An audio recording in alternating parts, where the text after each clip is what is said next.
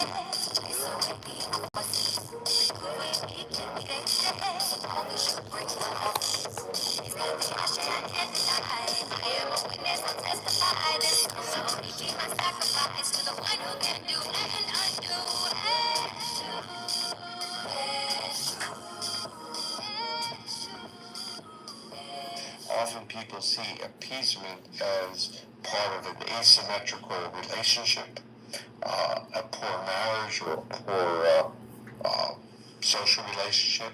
But appeasement is much more of a complicated interaction, and where the other individual, the aggressor one or the controlling person, basically doesn't think that anything's going on that's wrong. That there is getting enough cues that the person's okay. From my perspective, that appeasement is not just fulfilling the wills of the other, it's giving the other cues that you're on board, that you're interacting with them. So there is a duplicitous aspect to it, and not really, you win, I'm now appeasing you. So I think that's something totally different when you give up and you no longer are a force. I'm actually writing a paper on this where I'm talking to 3 different people who've been abducted, and there's books about all 3 of them now. And all 3 of them have a tremendous resentment to the concept of the Stockholm Syndrome. Because the Stockholm Syndrome is basically where people have been abducted and they've been told that you must have loved the guy. And appeasement is something different as you start investigating from these people's experiences. Appeasement is a very skillful neurobiological strategy of survival, which provides sufficient cues to, let's say, the aggressor or the predator, whatever term we want to use, to make that individual believe that they can trust you. So in dealing with abductive people, they were literally cueing the other person that they're not going to run away. They're not. Listen, you think I'm going to take my foot off the gas? Absolutely freaking not.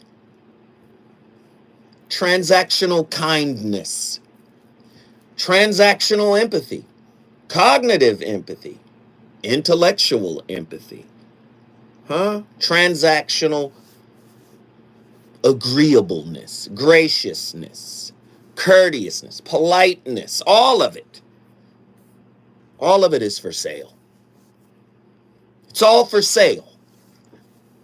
I'm gonna bring it all the way home tonight. Because I'm tired of fake, sweet people. People who play the role of sweet and genteel and kind, but really are closer to sociopaths. as the clip just outlined, right? It's a strategy for survival, right? Why do you need to survive in that way? Anybody that is unhealed is in survival mode, in my opinion. So what did mama do? Mama didn't have the tools. So what did mama do? Mama, a good mama, teaches their children how to navigate through the world without bumping into their wounds. What, Zoe? Yes, yes. Don't speak up. Don't be your authentic self. She might not say it that way, but that's what she's saying when she's saying, guess what? Honey gets more than salt. Huh? Being sweet, being kind, right? Being respectful. I know y'all not ready for it. It costs you nothing to be nice. Childhood fables, mama-isms, and wives' tales that create miscreants. It's an unpopular opinion, I know. It costs you everything to be nice because performances are never free. They're transactional. The root word, or the etymological root of the word nice, goes back to early French from the Latin, necessus, meaning ignorant. Yes, nice means ignorant. So what is the true cost for lacking knowledge and authenticity in relationships? This is going to be deep tonight. Because that show the person puts on for you that makes you feel as if they are affable, considerate, thoughtful, good-natured, likable, even benevolent. It is a performance. Because all you got to do is catch wind of them upset and dealing with somebody from their past or somebody in their family that they not cool with. And the way they deal with them will eventually be the way they deal with you if you and they run aground. Question.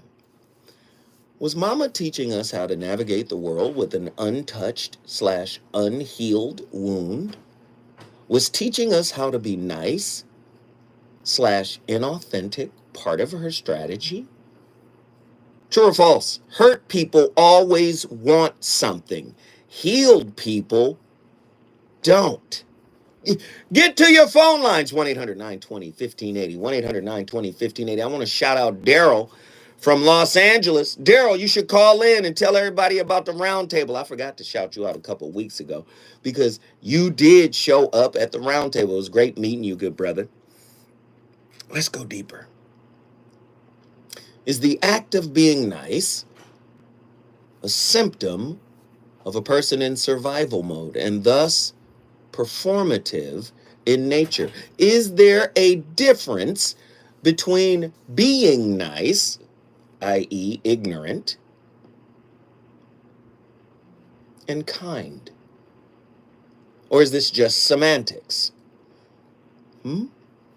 What is the difference between being nice and kind? Right? Being kind versus being nice. You hear women talk about it all the time. The nice guy is not really a nice guy. We walk through all of these narcissistic episodes. We unveiled everything about narcissism. Well, not everything, but a lot of things. And one of those things is the nice guy tries to perform nice in exchange for what he wants ultimately, right? So he's not really nice. He's actually fishing. He's grooming. He's cultivating, right? So he can get something. So he can soften her to the point where he gets his desired outcome, right? How do you resolve enmeshment trauma? Is being nice merely a function of fawning due to an adverse childhood experience? What consequences can create enmeshment? Yikes. In what ways does your partner place a price tag on your performative niceness? Listen, come on, man.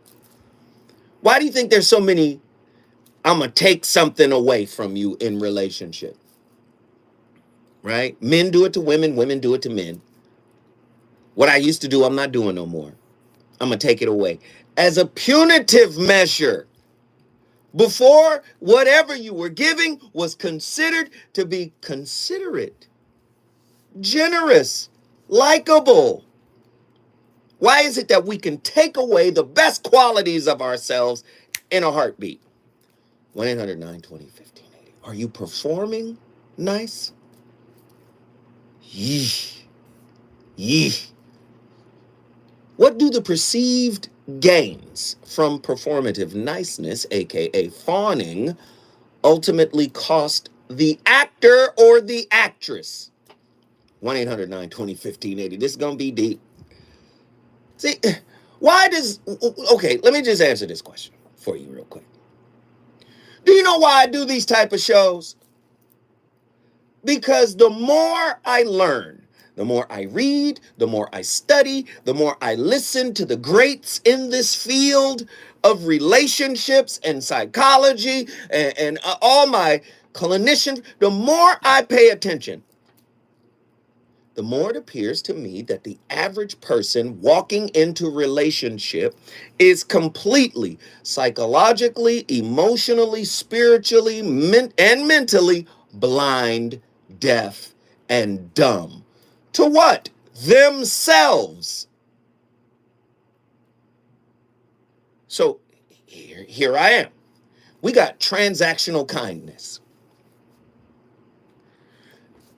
Hasn't it ever dawned on any of you that a person who claims to love you, boy, like cream of wheat on Sunday morning with cinnamon, nutmeg, butter, honey, that carnation pet milk, remember that pet milk? Listen, claim to love will act as if they never knew you if things go bad in a relationship. And you be thinking to yourself, what? You?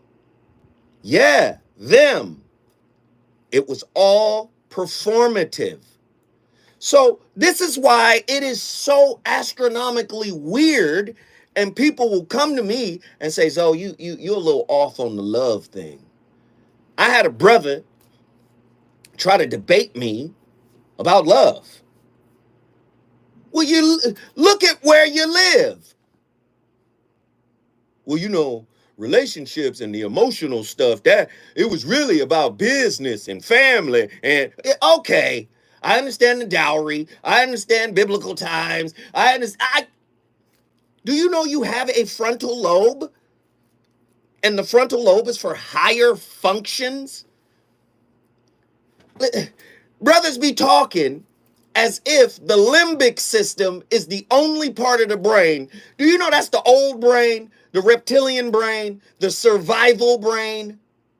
You know that, right? That brain is athletic. What does that mean, Zo? Fight, flight, or freeze. That's danger brain. Do you understand? If you're in your athletic brain, trying to relate to a woman, she will never be safe around you. And if she's never safe around you, she can never be intimate with you. Right? He in the limbic system. This is where all your desires, passion, addictions, everything is right there in that limbic system. Right? Survival mode. Your frontal lobe is the newest part of your brain. And it is unathletic. Why? Because that's where thinking resides. That's where processing resides. Wait, hold on. Let me see what this means. But when you're in a situation where there's fight, flight, or freeze, Do you know your old survival brain, the limbic system, or what they call the reptilian brain, can actually hijack your frontal lobe? It's called frontal lobe hijack. In other words, we can't think right now. I got to get us out of here. Brother, if you're in a relationship with a woman in that mind, well, love ain't got no place in relationship. What? So how do you heal your psychological wounds? How do you heal your traumas? How do you accept the mirror reflection that's coming to you, which is your personal curriculum, your internal curriculum? How do you deal with that? So again, could mom have taught us to protect these wounds by being pretentious, polite, nice, so that we can navigate without being detected? Oh, Lord, when I come forward, I'm opening the phone lines. I need to talk to folks. Are you real in your relationship? Or are you real nice, trying to get something because you still hurt? When I come forward, we gonna cook it up.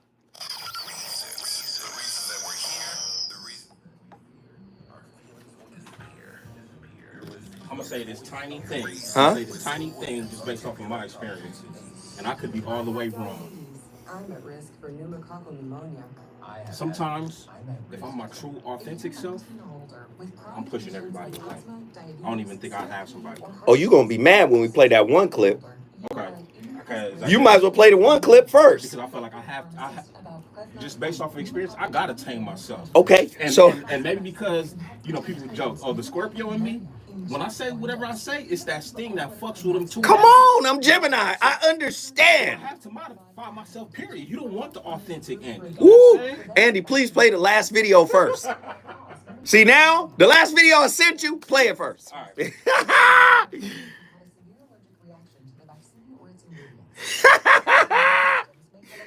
Yeah.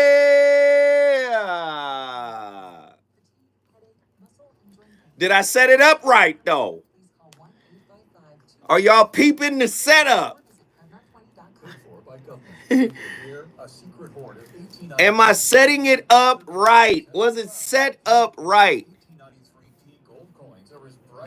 Less than 200 of these gold coins are available. Coin experts are calling this secret U.S. gold coin discovery a once-in-a-lifetime opportunity, and you can own a piece of the horse. When you call, you are... Motherfuckers are holding on to old hurt so tight that they can't allow new hurt to transform them. Oh, shit. 1893 dated gold coins are still in uncirculated condition with brilliant luster. That is 131 years of history you can hold in your hand. To learn more, call 1-800-473-3999. Get to your phone lines. We should be talking right now.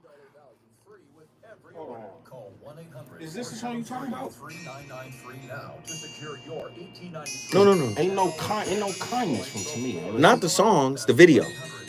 I know that, but I'm talking about for the playlist. Because on the list, you gave me a song called Kindness. And I was like, I couldn't find no kindness from Tamia. No, But when I'm not even sure. All right, we're just going to rock with this one. Or, hey, I got a better song for Give me a better song. I know you got me. What did I just said some cold shit. Can somebody meme it and send it to me right now? What did I just say? Somebody get in here. Holla at me. What did I just say? I just said something, man. Did you know that feeling sluggish or weighed down could be a sign that your digestive system isn't working at I just said something. Taking Metamucil every day can help. Metamucil fiber powders help promote your daily digestive health using a plant-based fiber called Selfless. The gelling action of this special fiber traps and removes... Does anybody remember what I said? ...and more energetic. Metamucil, promoting digestive health for a better you. Learn more at metamucil.com. These statements have not been evaluated by the food... Man, I just said something and god dang. All right, fuck it. Ooh.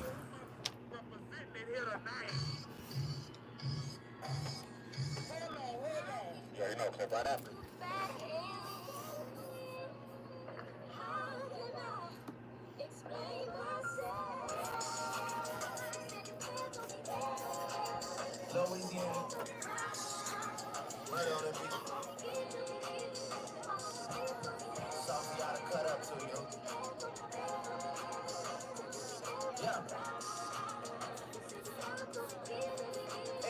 get your I know shorty and she doesn't want no slow song. Had a man that shit like goes on.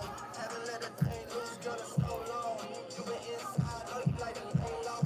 I've been keeping what you bringing to the table. Working hard, girl, every day. Pay phone, crunch, last phone, bill, car, no cable.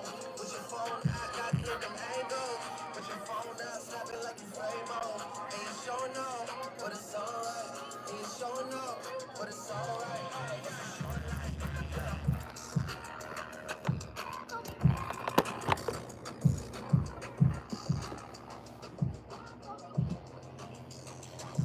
That's a real one in your reflection.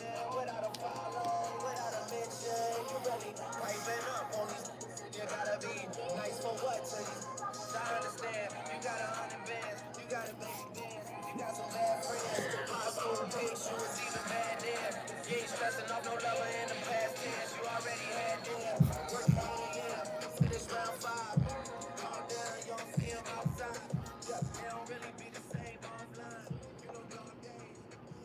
One of the most common reasons that people come and seek psychotherapy really is because they're too agreeable. What that means is they're not assertive enough. They haven't integrated their capacity for aggression, and so other people can push them around, and they're very conflict avoidant. And so the consequences of that across time is that you don't stand up for yourself well enough, and you get taken advantage of, and that spirals badly downward. And so partly what you do... Pause it. You're too agreeable. You don't stand up for yourself. And then you get taken advantage of. But here's the bigger piece. Not only are you a co-creator of that reality, you engage in blame shifting when you get taken advantage of. You shouldn't take advantage of Wooty. And you put yourself out there as food. And then you get mad when you get bit. I know you don't want to hear it tonight. I'm going to say something, and this is the real, honest truth. You were not raised to be authentic, especially as black people in America. Bobby Glanton Smith, one of my closest friends. Bobby's 69 or something. Bobby told me of a time when a black man went on a job interview, he had to cast his eyes to the ground and show the utmost respect to the person that was hiring if he wished to get a job washing dishes. Do you understand? You think Bobby wasn't raised by a mama who didn't love him? She taught him how to navigate around his wounds. Understand what I'm saying? Facing your wounds is part of your spiritual maturation in all of the spiritual doctrines. Taoism, Hinduism, Buddhism, Christism. How you think you're going to reach Christ consciousness if you're not self-aware? How you going to get to self-actualization if you don't come to terms with the self? And then ask yourself, how you going to be in a damn relationship and you busy protecting wounds by being pretentious and fake pleasant to other people? Go ahead, Andy. You know, it's funny that you even said that, because I was just thinking about the idea of being professional. In a lot of ways, I feel like it's fake. Who got a code switch more? White people or black people at work? And we're already taught not to be emotional, too. Come on. Do you see? You fake everywhere. Oh, you get mad at Zoe now, huh? I wrote a book called A Holographic Relationship. I said everything that has ever happened to you is inscribed on your spirit the same way everything that a black hole consumes is inscribed in binary code, in a Dinka code. Yeah, the same codes we use for browsing on our computer. Everything that a black hole consumes is inscribed on the event horizon. The edge of the black hole. Once you cross the event horizon, that's the point of no return. Gravity is so strong, not even light can get outside of it. Now, look at it from a relationship perspective, a philosophical perspective.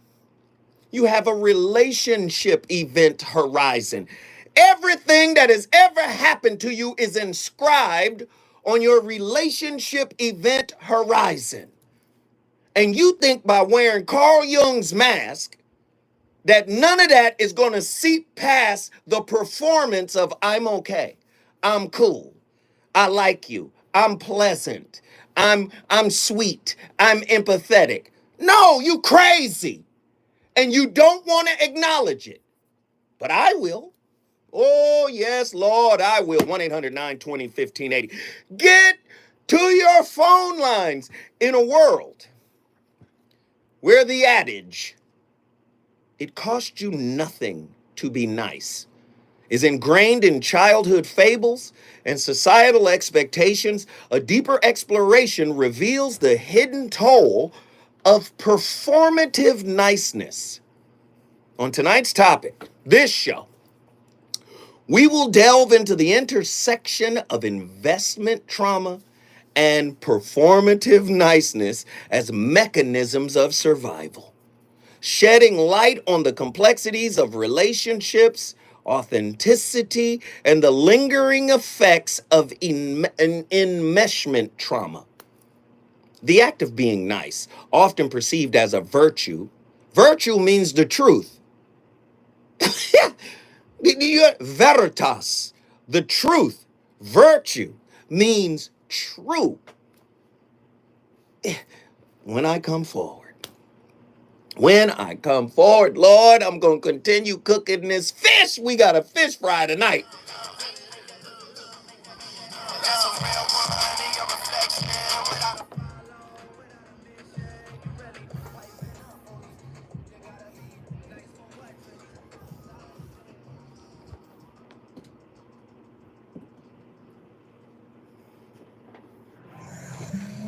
It's on fire tonight. It's the voice of reason with so. You want me to keep that clip or what? Yes. I'm Amber Payton. Here's the latest on the Black Information Network. No, I'm just tired of weak motherfuckers always trying to blame people for what happens to them, as if they're an innocent goddamn bystander. Ain't nobody an innocent bystander in intimate relationships.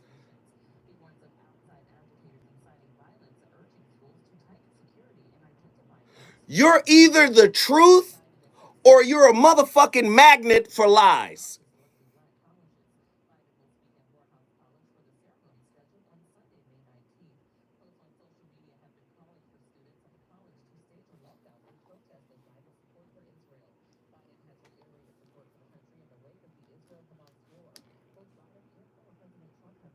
Or both. Andy, does this plug still work? So what? I said, does this charger still, this plug, does it still work? You try top and bottom? Yeah, it's not charging my computer, and I need this computer for the show. Hold on, you got it. Yep.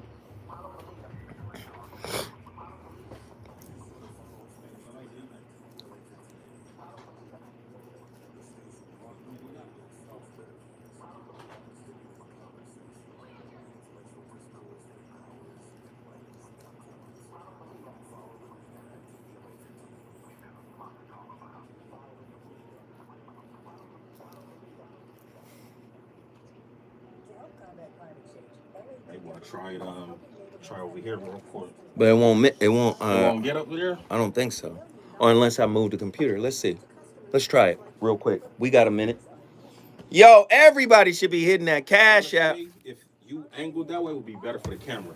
This way? Yeah, like if you're kind of like this, kind of facing this way, it'll be better for the camera anyways. All right, let's see what we got. Get this out the way.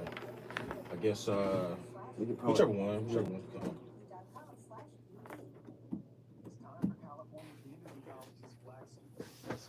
Yeah, or none. No. Might be yo. Could be the Let me coin. see. Let me see. Let me see. I don't think so though. Let me see what you got here. Oh, you got one of them.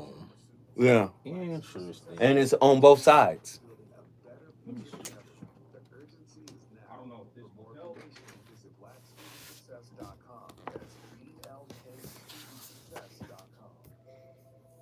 Try this. Does it connect to this? To that? Nope. Nope. But if you had another block like that? Yep. That's what I don't have. What percentage are you at? Not enough to make it through the whole show. You should put it on battery saver. The computer? Yes. Let's see. So just go to settings, and then there should be an option that says battery. Boom. And then I think it says like battery saver or something like that. You see? Let's see. Scroll up. Oh, maybe here. Low power mode. Yeah. Always. Bam. So hopefully that'll extend it a little bit. Hopefully. But no guarantee. No guarantee. Other than that, we're at 25%. 25%. So hopefully. I'm about to thug it out. Worst case scenario. No, I'm gonna need the iPad. I wish I could use my iPad. Or worst case scenario, you can log on here. Really? Yeah. It's a regular computer. All my shit will be on there? What? Just log on to where, however you log on. Go to Oh, YouTube. word. Got the internet right there. You just okay. won't be able to, you could just minimize it so you can see who's online. Word. Worst case scenario. It get bad. We gonna do that. But you chop it up with your people on your phone though, right? Mm-hmm. Okay, yeah. You can use that computer. I can use the computer. All right, we good. You can also verify your application status at housing.lacity.org. That's housing.lacity.org. I could dim the brightness. KBLA reminds you that when we fight, we win, and we don't black down. LA Community Action Network. All right, let's go. Let's go. What's up with this? With the cash apps and the super chats? We've been hella low. I don't know. Maybe we're getting close to the end of the month, the first of the month. I don't know. But if you enjoy this content tonight, hook up with your bro. Get at your bro tonight. Moderators assemble.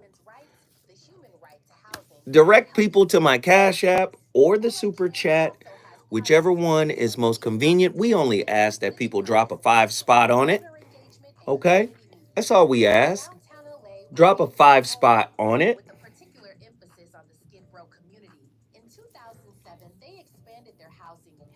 Don't tell us, tell Zoe. I like that.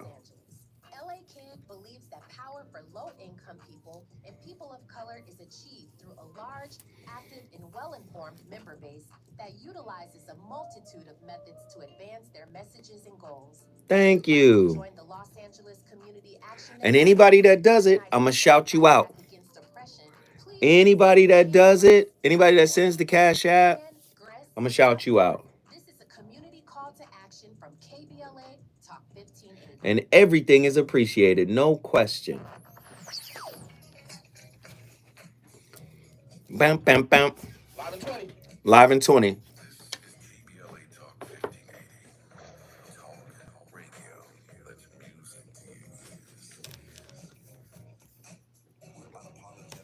Whoa.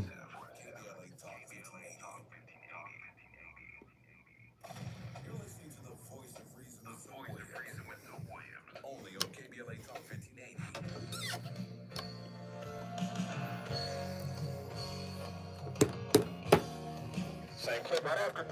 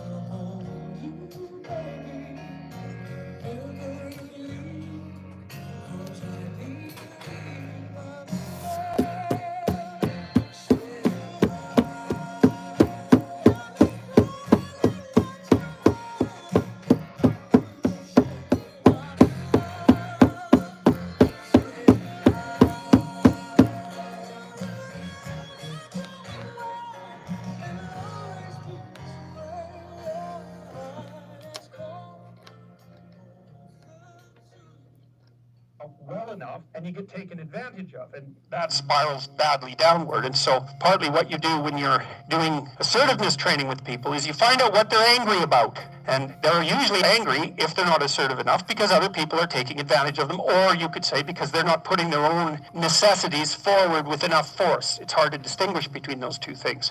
But anyways, you get them to talk about what they're angry about. That often makes them cry, often many times. And then you get them to kind of envision what they would want to have instead, which they're often afraid to do because people are afraid to think about what they want, because that makes it more clear when they're not getting it, and that's painful, right? Or maybe they're afraid of hoping, so they won't specify a clear aim. But anyways, you get them to think about what they might want instead. You get them to think about the costs of not pursuing that, and then you help them develop strategies for integrating their aggression with their thinking so that they can come up with a plan to approach the world in a more confident way. So for example, someone might come to me and say, I'm being bullied badly at work. And so then I'll say, well, what are your options? You have to put up with it? Well, we'll figure that out, because maybe you do. Maybe you don't have options. But here's how to find out. Get your damn CV together so it's pristine, right? It's ready to go. Get over your fear of a new interview, because people are generally afraid of that. Get over your fear of applying for a new job. Start thinking about what it would mean to have a different job. Start thinking about what it would mean to have a better job. All he's saying is take personal inventory, then take action. If you put what Dr. Peterson is saying in relationship context, look at what you've done to co-create the situation you do not want, then take proactive steps into changing yourself. Do you see? Do you know what the average person does? They leave the relationship as the same person. Do you understand? How is it? How do I know? Because if you leave the relationship with the residue of blaming them, that means you haven't done any claiming work. Claiming work will say, this is what you're responsible for. This is what you need to do. This is what you could have done. This was a missed opportunity for you here, here, here, and here. If you change this about yourself, you don't have to have these deep philosophical conversations about who you are and what you want. You'll start magnetizing it because you've become something different. Wait a minute, Zoe, how does that work? Joseph Campbell had something called the hero's journey. Y'all remember me talking about that? You start at the origin point. The hero leaves his ordinary. What is your ordinary?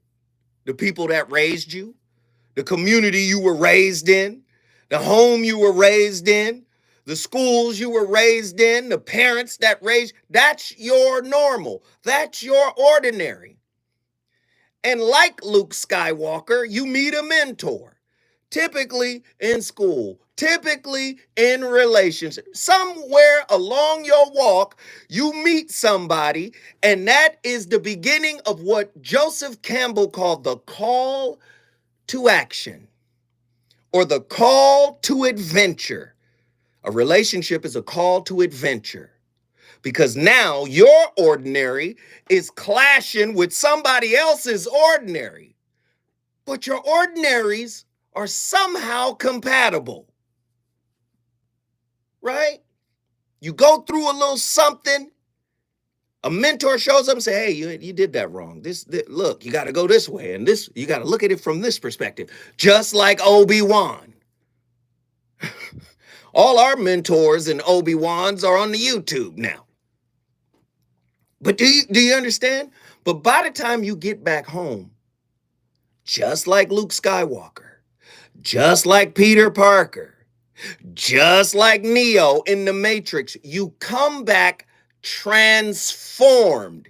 If you go home and you got the same values and beliefs that you had when you left, you did no work. Relationship's supposed to put you through it so you can come through it, as opposed to avoiding it. Come on, I don't know. Okay. We got callers on the line. Somebody taught you how to be nice. Somebody taught you how to code switch in relationships so you can get what you want, which is the desired outcome. Oh, Lord, here we go. Callers! Your brother Zoe Williams is ready to talk. Let's get it. Sean, Oakland, California. Get in here. Hey, brother Zoe. So, powerful conversation. So, first on code switching, right? I mean, because I'm a white guy, I understand to this extent. You know, we had back in the day ebonics, right? I didn't like that term because, you know, the thing of it is I happen to be good in sports back in the day, right? So I had to go to the places where everyone was playing, you know, at a higher level. And you understood kind of like a code. The same thing in baseball where it could be, you'll understand the unspoken language. Someone could just give you a look, give you a nod, give you we have signs, right? To steal bases, that kind of thing, where you're looking at the coach. Right. And you may not, the code might be, the coach gives you the sign to look at someone else. And if that other person has his hand on the hip, that's when you steal. I mean, this is, when it comes to relationships, just remember this, people, you got to be authentic, except I agree, brother, because my mom does the same thing. My mom's 82. I look at her, I go there she's close by, and I get, fired up on all kinds of political things. And I won't talk about that tonight, but she'll tell me, tone that down, because you have some people helping you a lot that they may not be savvy enough to understand all that stuff, but they're helping you. Mm-hmm. You know what I'm saying? Mm-hmm. But don't overdo it because you might offend them. Mm-hmm. And I'm like, but Ma. And she's like, understand what I'm saying. Okay? You're helping them, by giving them a job, and you don't want to offend them. And I'm like, damn, I really want to offend them, but I get what you're saying. I get what you're saying. Why do you don't shoot yourself in your own foot, right? Mm-hmm. I'll put my foot down, brother Zoe, if someone is a misogynist or racist or anything, even if it's in my own family. Thank goodness I don't have to deal with that. But I'll tell you what, when it comes to general life, take it easy on people, because maybe everyone isn't at your, thought process. Maybe everyone isn't, at your same place, and you need to make this whole thing work in community. Yes. Hey, let me just say, I appreciate you, brother. Thank you, my friend, for telling the truth. We appreciate you. Oakland, California in the building. If you want to bring your city in the building, all you got to do is call me at 1-800-920-1580. Is being too nice and people-pleasing and all of that madness, is this a form of walking on eggshells? When we come forward, the voice of reason keeps the phone lines lit. Voice of Reason with Zoe Williams when we come forward. We ask seniors how to prevent Medicare scams. My best advice, if you get a phone call, do not talk to the person. These people are well trained. Don't talk to them. They don't know me. They're just trying to scam me. Don't be fooled. Hang up. Don't hang up. Never give out your Medicare number. They want to get your number and put in a false claim. If I get a call from someone, I don't pick up the phone. Until I pick up the phone and they ask the information, then I hang up. How do you detect Medicare fraud? I don't understand how this cord is simply not working. Scammers can't get a hold of your number, order medical devices. That's weird. Through your account, and you're not even going to know about it if you don't look at your statement. Check your statement every month. This is the cord that came with the computer. What's happening? Call your senior Medicare patrol.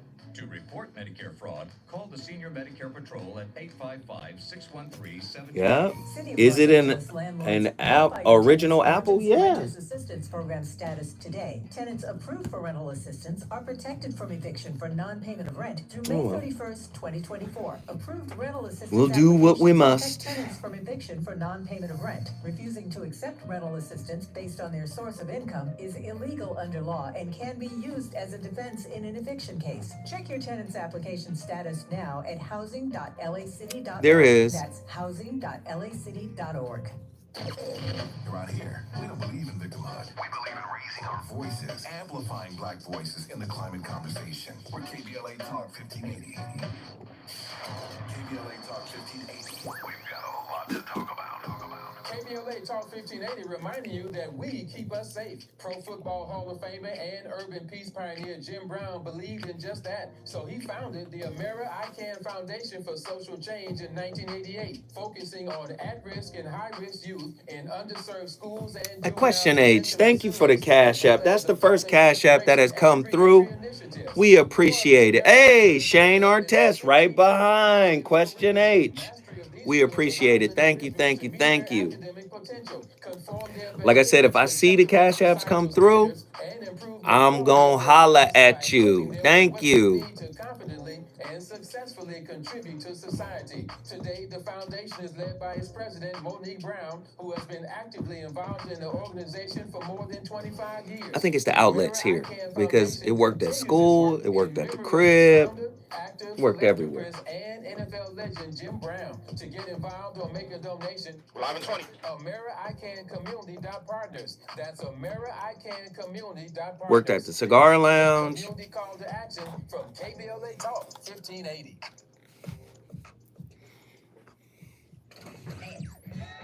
You know you want some more. It's the voice of reason with Zoe Williams on KBLA Talk 1580. Love and happiness. Clip out out. Something that can make you do wrong, make you do right. Yeah.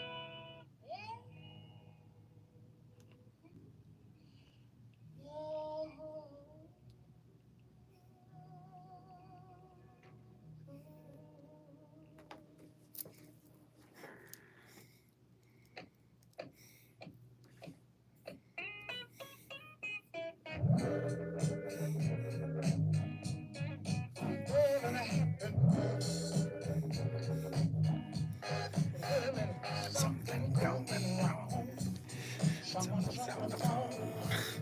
3 o'clock in the morning. Yeah. Talking about how she can make it right.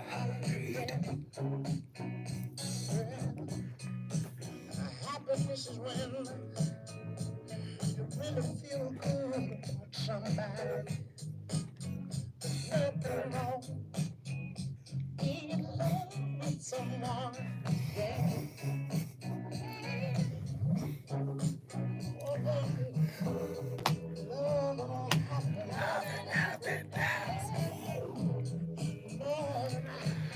Come on, Al Green. Hey. The voice of reason and his playlist back in the building. Got an amazing topic tonight. We got callers from all over the country. Houston, Pensacola, Florida, Indianapolis. Let's get it. Let's go to Houston, Texas. We got Attila on the line. Attila from Houston, Texas. What are your thoughts? Well, hello there. Yeah. Hey. We turned up tonight. Absolutely, absolutely. Much appreciated. Loving it.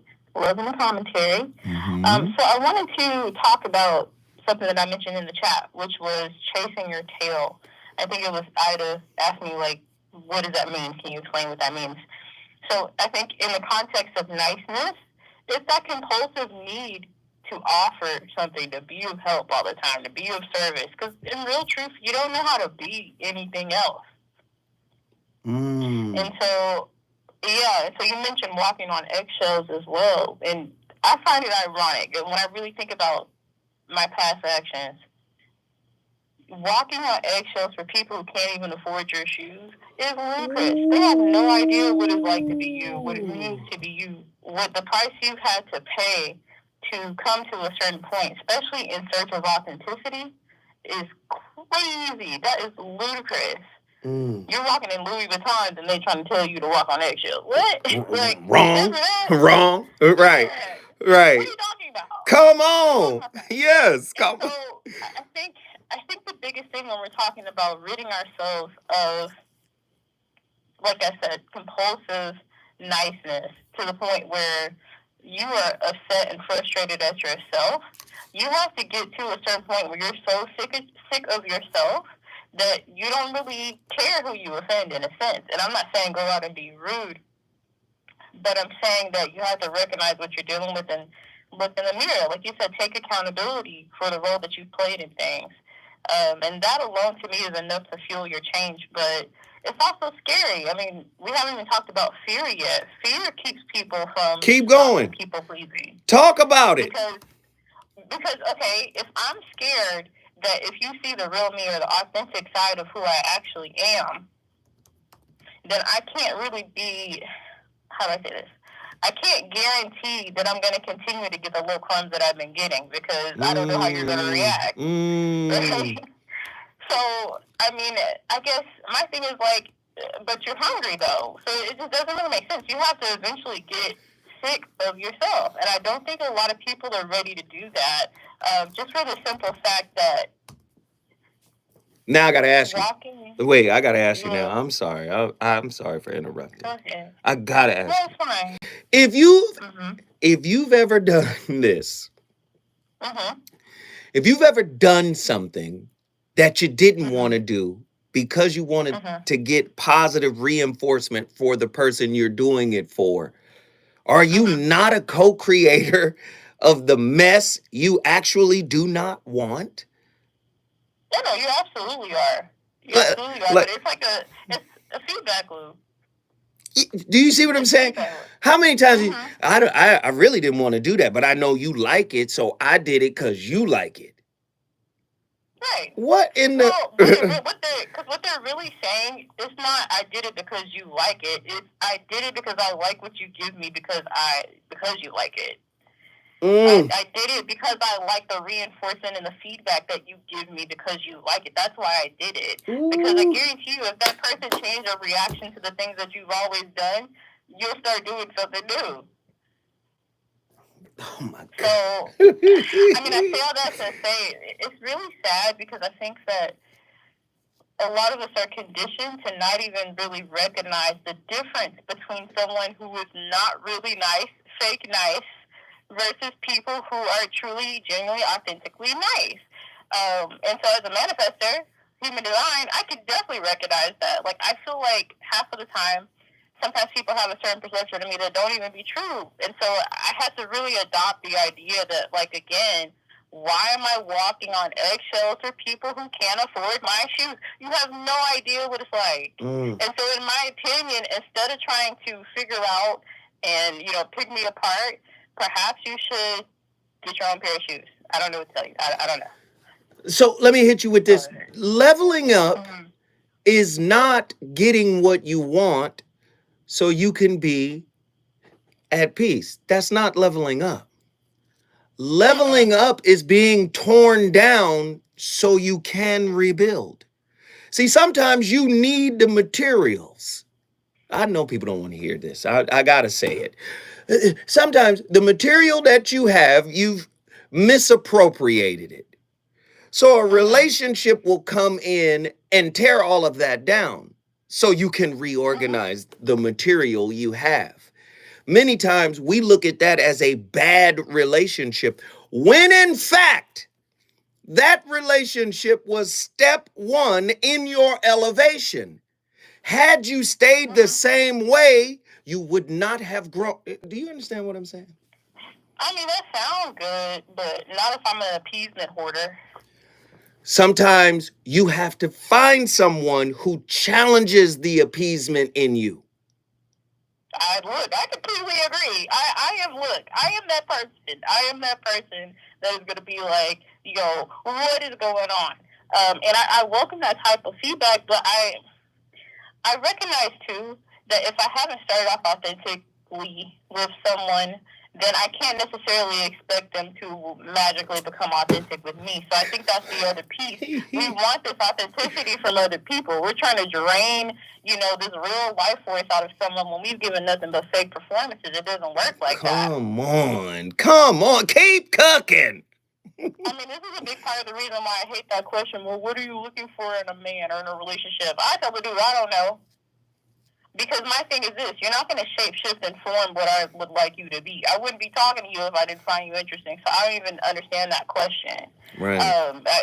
Personally, I would rather have experiences with people that are authentic, and we can decide what it is that we agree on and what we don't, and just kind of keep it moving. But this idea of trying to make yourself fit someone else's puzzle is mind-boggling. But again, it's conditioning. We are conditioned to fit into people's lives instead of creating a new environment with that person. But this is why inauthenticity should be normalized. We should embrace it. That's what the whole whips concept is about. I'm a work in progress. Do not have aggrandized expectations of me, nor I of you. Yeah. Do you see? When we come forward, we going back to Houston, Texas. This getting good.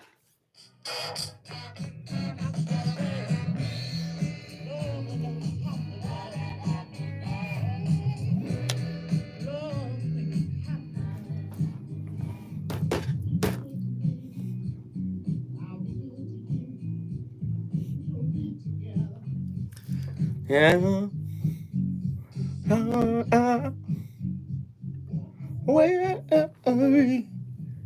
Hey, y'all cooking. Attila, you cooking.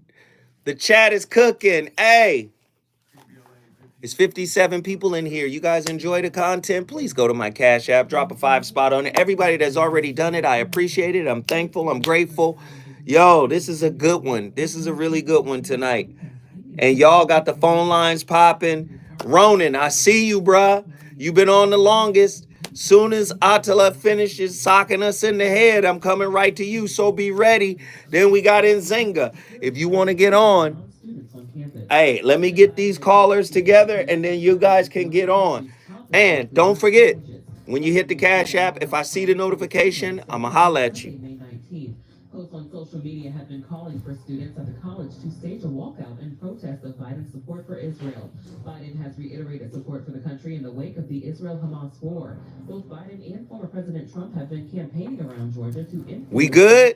Is everybody good? That's the latest. I'm Amber Payton on your home for 24/7 News, the Black Information Network. Hey, first hour took off, right? Mental health, social worker, child welfare professional. Consider a career as a certified wellness coach where you can make an impact working with children and youth. Learn more at cawellnesscoach.org. Supported by the California Department of Healthcare Access and Information. If you're not following KPLA Top 1580 on all of our socials, then you're missing out.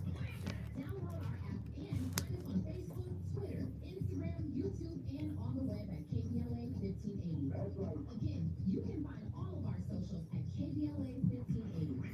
By the way, if you miss any of our weekday shows in real time, you can always catch up by checking out the podcast of your favorite shows at your leisure at KPLA Top 1580. We've got your black.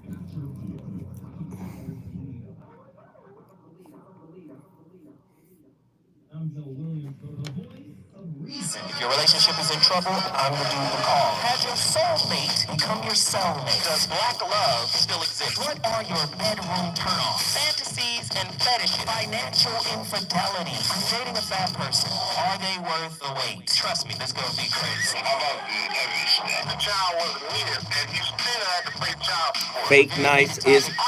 Can you call in? Can you call in? Ghetto gourmet.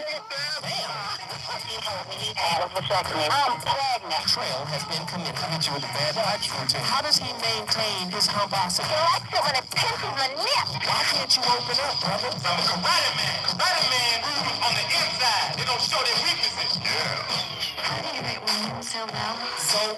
Truemonger, thank you for the Cash App. The voice of reason. Reggie, thank you for the Cash App. Anyone hear about that? You know push-pull, I hope. Okay. Push, for example, is I hate you. Pull is I love you. Right? I love you. I hate you. I love you. I hate you. Push, pull, push, pull. If you include that in your interactions, will it spice it up? Of course. Especially if you're someone who's a people pleaser, who's just very agreeable no matter what someone says. You're like, yes, I agree, and just repeat what they say. If you start adding some pushes, suddenly it sparks it up. Now people hear about this. Oh, push-pull, that's a good concept. Let me try it out. And they'll get some good references. That's great.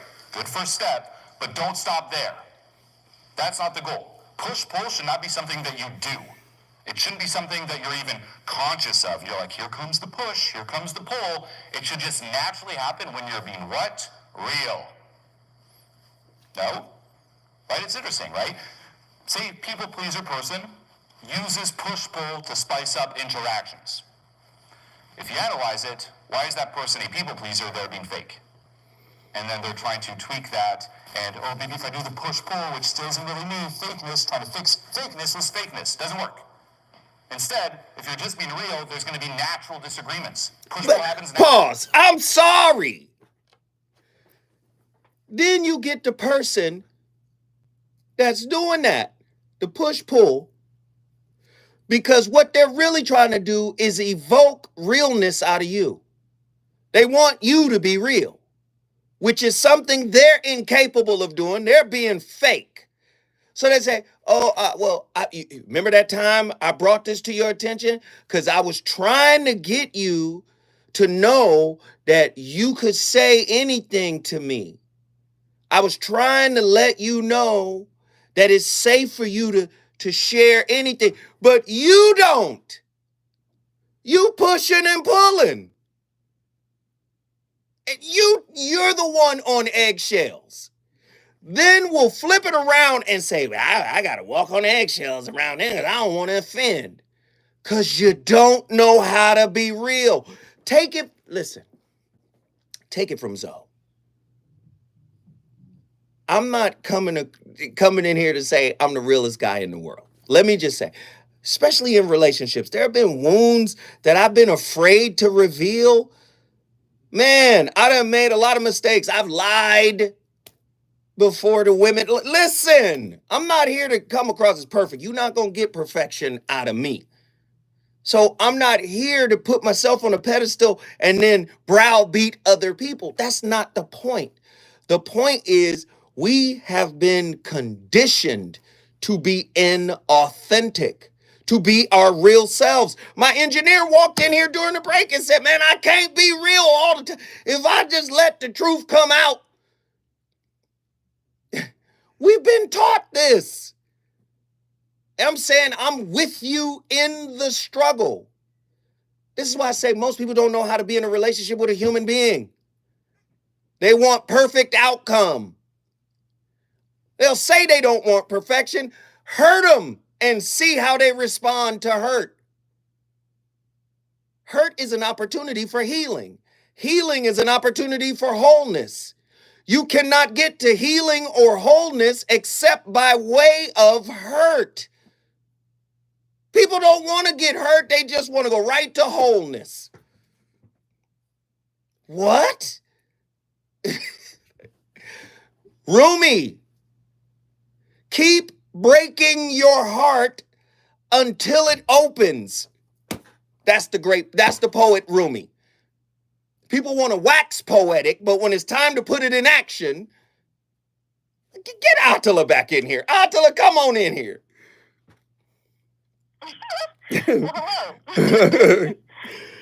But give us. I'm sorry. I'm just turned up.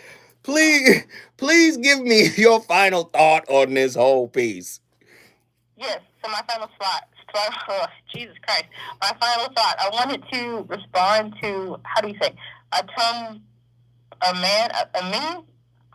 the child can't read today, whatever. Look, I don't want to mispronounce your name, but they made a good point about fearful avoidance. And so they were like saying basically that as a fearful avoidant, you walk on eggshells more often than not, yada yada. But there comes a period where we're just like, F your eggshells.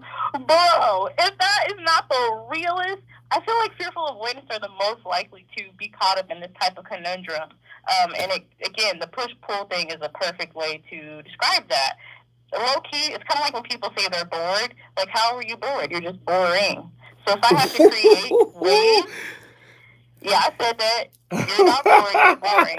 So if I have to create waves in something that, you know, in a relationship, I either A, have no idea how to be in one, which is most likely the case, or B, I have no connection or chemistry with that person. And some of those just need to be real. But anyway, yeah, that's all I gotta say. Atala, we appreciate you. Thank you for bringing Houston, Texas in the building. Phone lines are cracking. Get in here. I want to talk to you. Ronan, Indianapolis, Naptown in the building. Talk to me.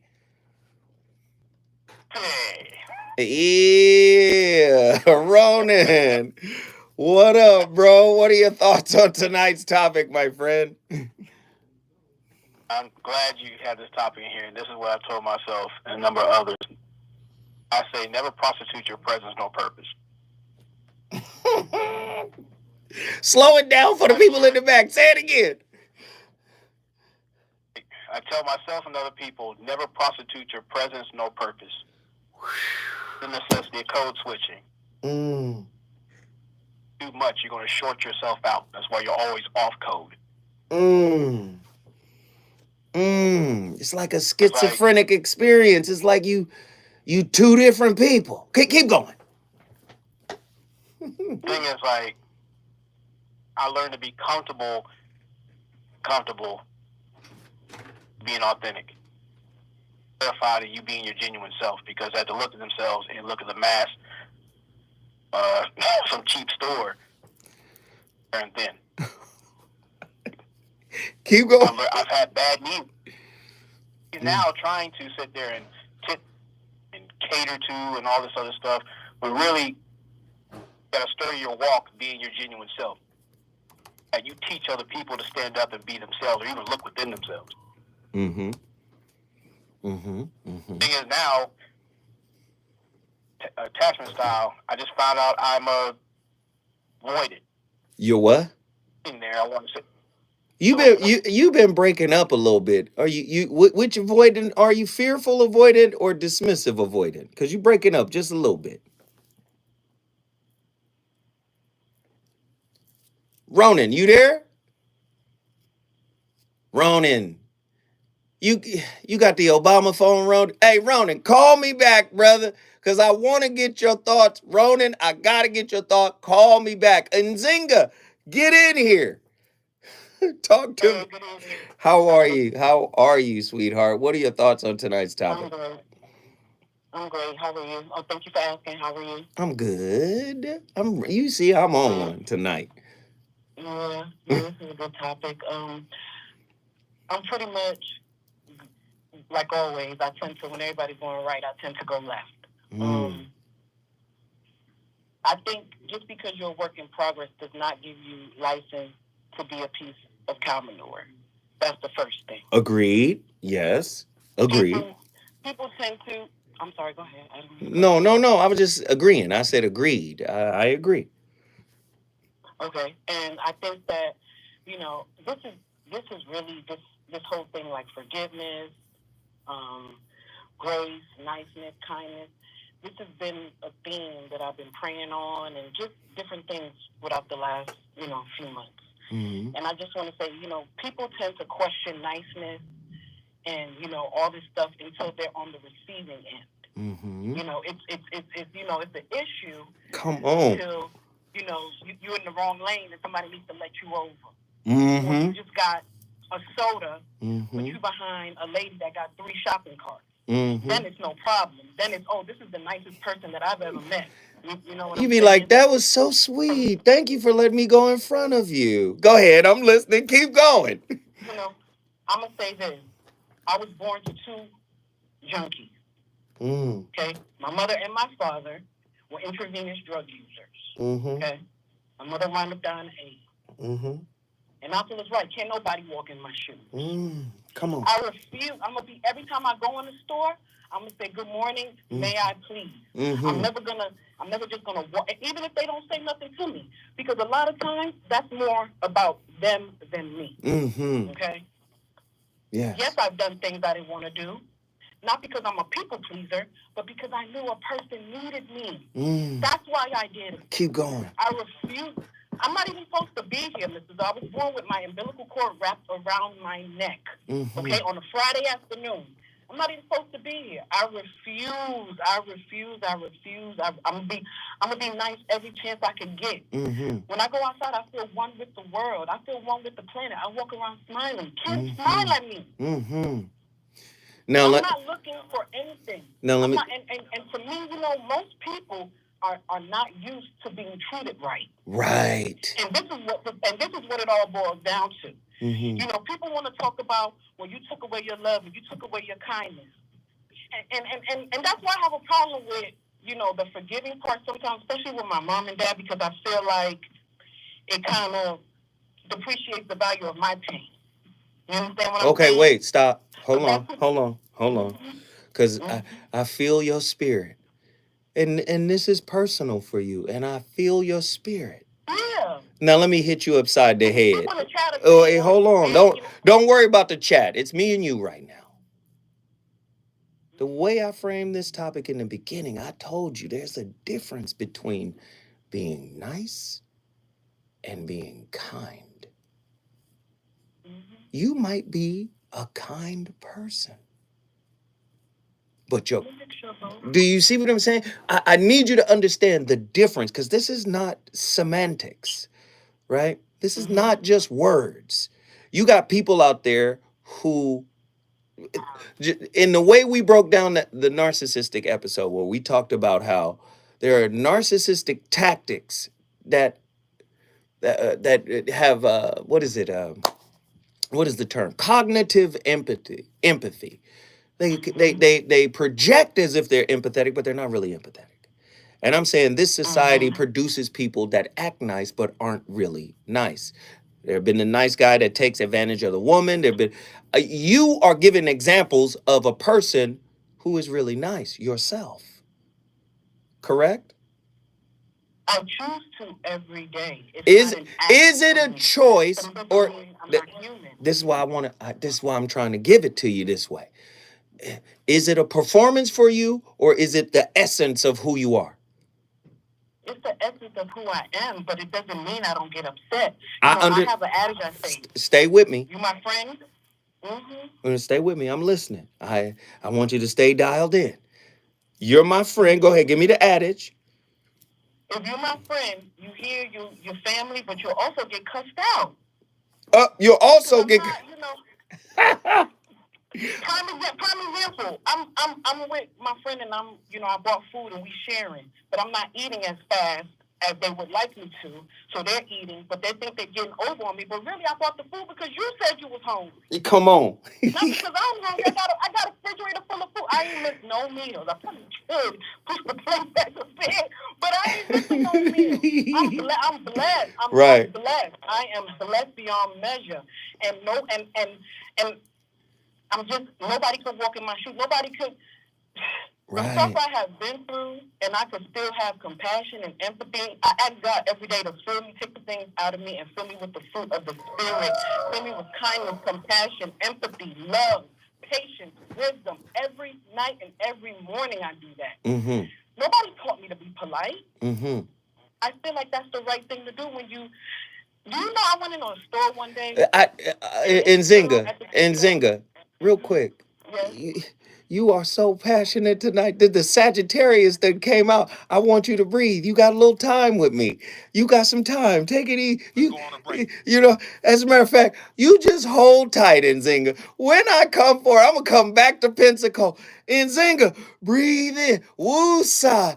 We love you. Nzinga is triggered, and I love it.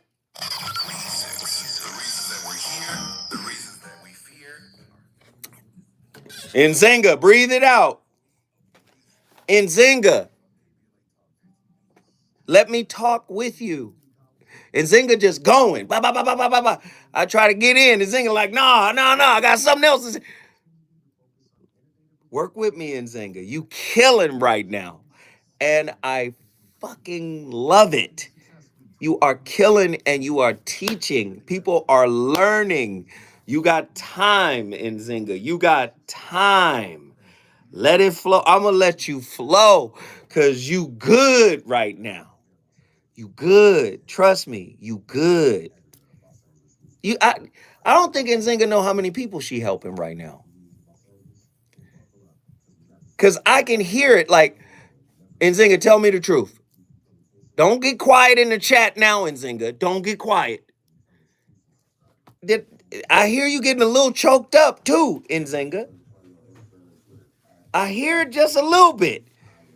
And I know that Sagittarian fire. I got 3 kids, all of them Sag. All of them Sag. So I know when they be getting, boy, they be, whoo, they like Zuko from the Fire Nation. You can see the heat rays raising up off them. I know what it is.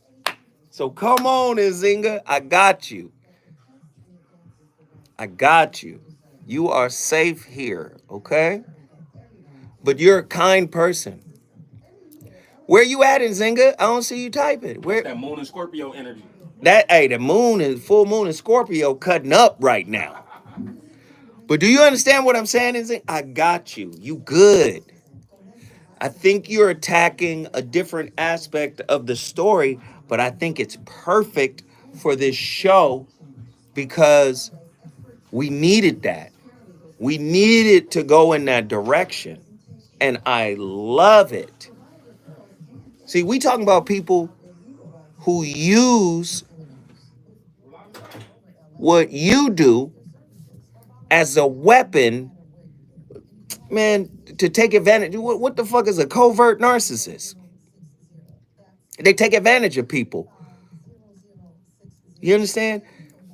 So just remember, I understand where you coming from. Trust me. I got you. Taking kindness for a weakness. I get it.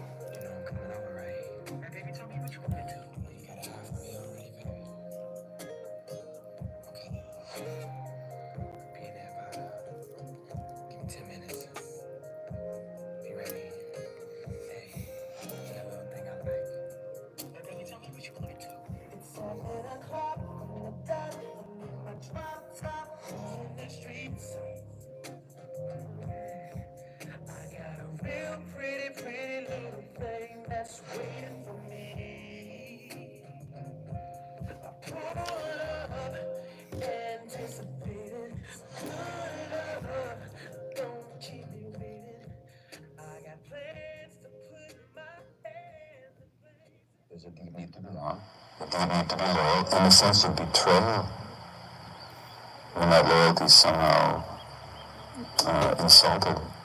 Because you didn't feel that you get the love that you needed, you'll be consumed by being liked, and you'll be very likable and very nice. And you might become a helpful, very helping individual, which is a coping pattern.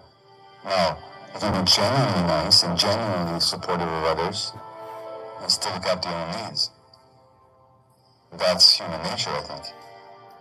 But a lot of people are very nice and likable and helpful by suppressing their own needs. That's a coping mechanism. Stop it. Stop it. This is what I'm talking. I'm sitting here before this clip go, and I'm thinking of Nzinga. I'm empathizing with it. You can't be nice if you're not healed.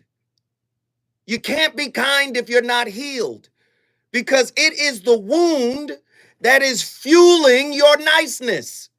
Have you sat down and talked to people and say, well, heard people say things like this? Well, I wouldn't have done it that way because, wait a minute, hold on. That's how you do things. Well, I expect people to be considerate because I show consideration. And I figured if I was being considerate, you should. Hold on. Either you are it, you don't need a receipt for being kind. You don't. Kindness is devoid of acknowledgement. It doesn't need to be acknowledged. It's okay if it is.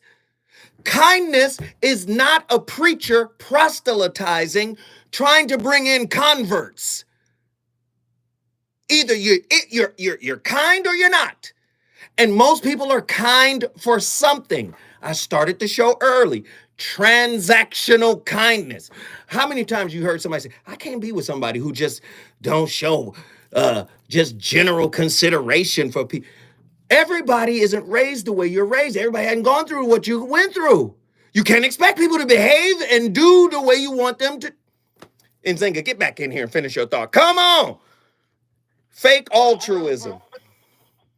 Yeah, I was just thinking, when you said somebody, they pull back their love, but why isn't the person who took that person for granted, why aren't they ever questioned?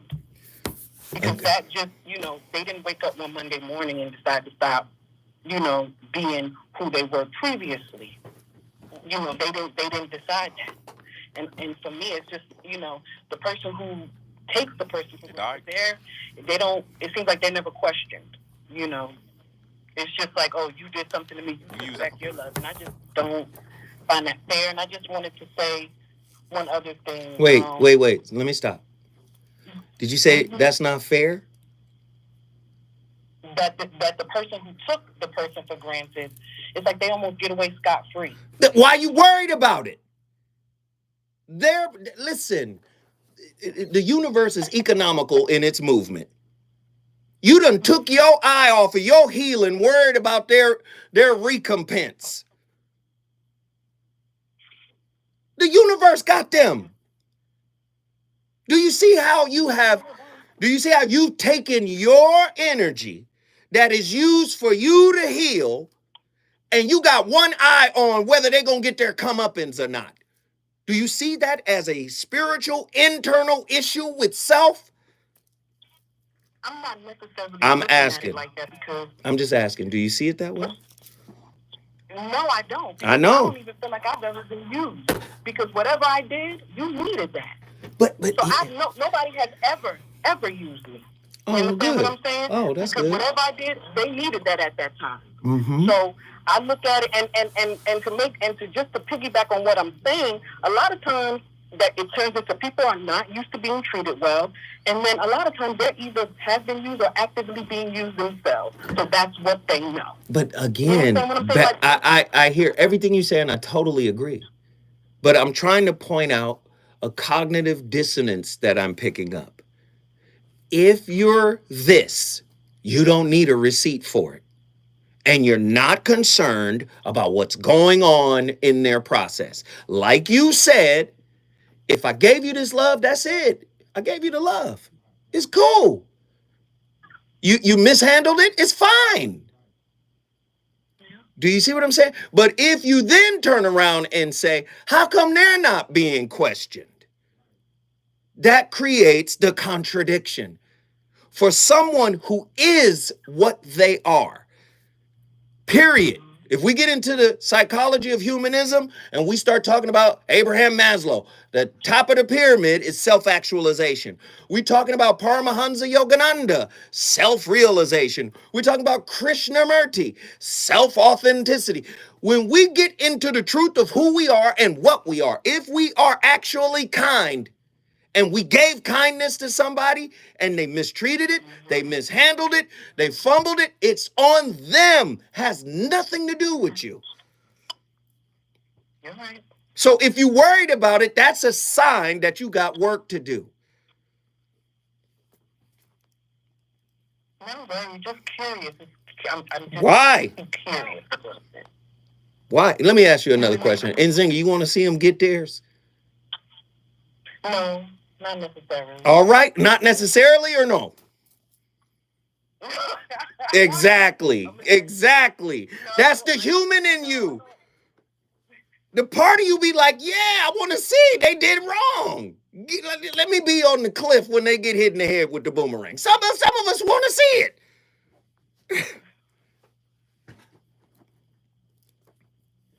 Do you see? Do you see? That's where you still are, right? If it don't bother you, why is there a need to respond? If you are what you say you are, kindness incarnate. Do you see? Kindness doesn't need a receipt. But happiness or niceness does. Hey, I spent all this money on this dinner. I done helped you do all this stuff. Do you see? Niceness needs a receipt. And what you're asking for right now, Nzinga, in an indirect way, is a receipt from those that have not respected your kindness, who have taken your kindness for a weakness. Am I lying? Well, no, not necessarily me, Mr. Doe, but I see what you're saying. But I was just wondering about that. But not necessarily me, because at the end of the day, sometimes I don't even.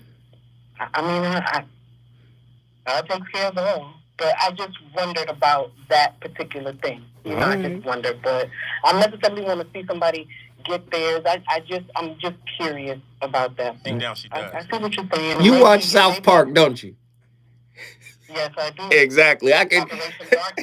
There we go. I can see the South Park in you right now. Like, oh, and Nzinga, let me tell you something. You made my night. This was an amazing call. And Nzinga, you brought Pensacola, Florida in the building. If you want to bring your city in the building, all you got to do is call me at 1-800-920-1580. We on fire tonight. I'm going. Where am I going? Who been on the longest? Ronan. We got to get back to Ronan. We dropped Ronan. We got to get him in. Listen, the phone lines are cracking. If you want to get in and talk about this tonight, hey, all you got to do is call me 1-800-920-1580.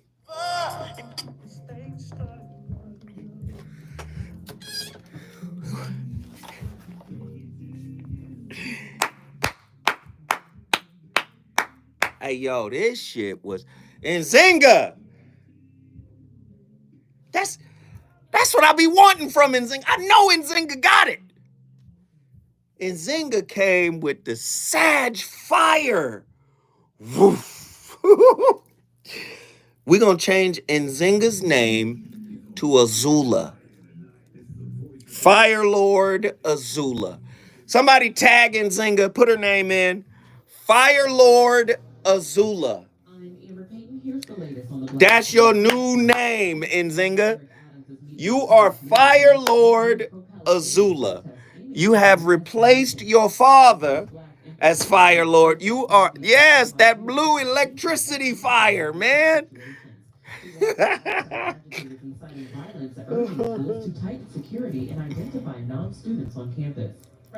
Yeah, she can never go back into hiding. This is Fire Lord Azula.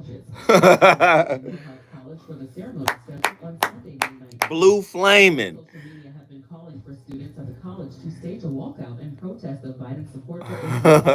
Want them to bump their toe on the edge of the kitchen counter. Yeah. To influence black voters in the state. That's the latest. I'm Amber Payton on your home for 24/7 News, the Black Information Network. Are you a mental health, social worker, child welfare professional? Consider a career as a certified wellness coach where you can make an impact working with children and youth. Learn more at cawellnesscoach.org. Fire shit. Supported by the California Department of Health Services and Information. Fire. Y'all know how to spell Azula? Please tag her. Fire Lord Azula. The new title of Nzinga.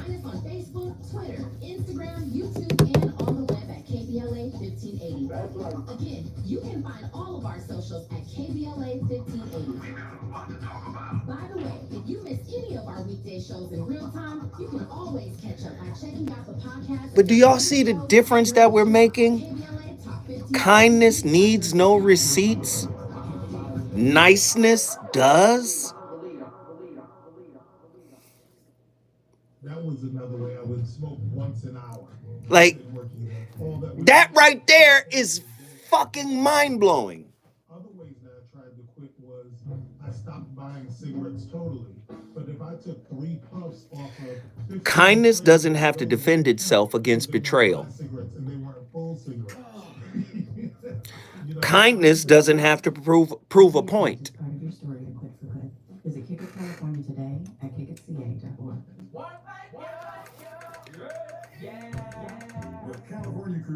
Niceness. Motherfuckers is in here explaining. Do you know how much shit I did for you?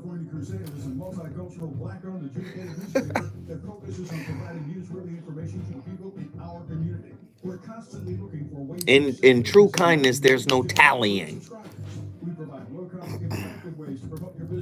Yeah, you coming in next. You can participate by suggesting, sharing, and submitting your stories on the California Crusader newspaper community share Yo, page, or visit our website. we need that in here too. What? I mean, you got the lights off. Oh yeah? Yeah. Yeah, because hey, motherfuckers be sick. No, I know. With no ventilation. With no ventilation, hey, don't be sick by me. This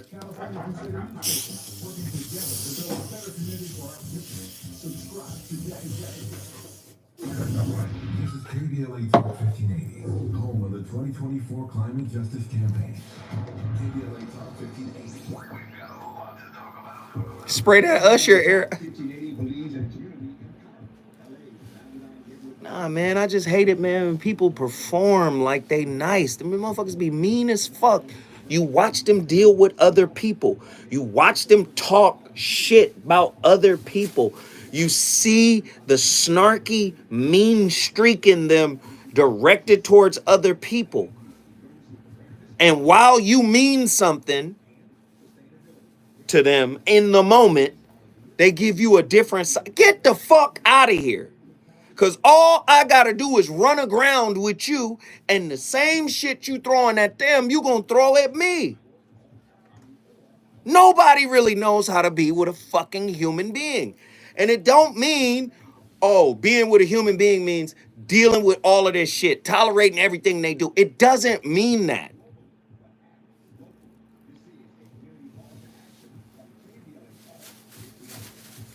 It means walking into that fucking relationship understanding, yo, shit might run aground. And depending on the severity of the infraction, I might have to do some real work in order to save this or not.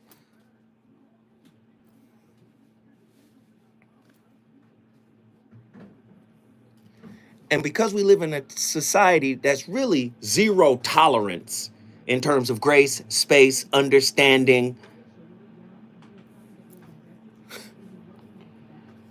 don't matter the size of the goddamn infraction. One infraction will hit a fucking attachment wound and a motherfucker be like, never mind. And will be silent in their move away from you.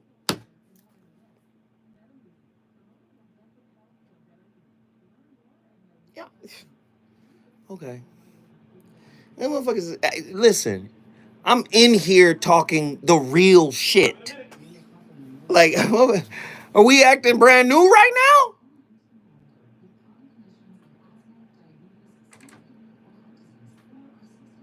We want to act brand new. Y'all want to go on this journey or no? Like, this is a real fucking journey that calls you to the floor.